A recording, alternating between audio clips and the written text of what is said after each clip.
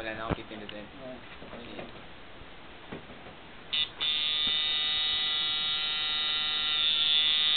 Anong ibig sabihin nito, pre? Bathala. Maghala. Yan, tapos tayo.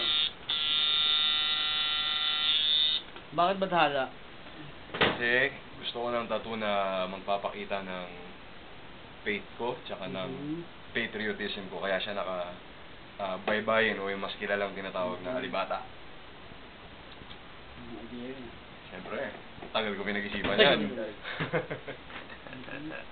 tapos tayo. Ayos na? Ano masasabi mo sa tattoo mo? Tingnan mo natin. Pero mukhang okay naman. Tara, tingnan natin.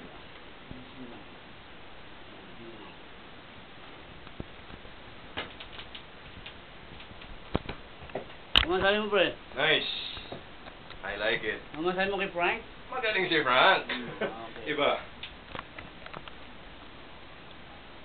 Cut na tayo. Pwede na.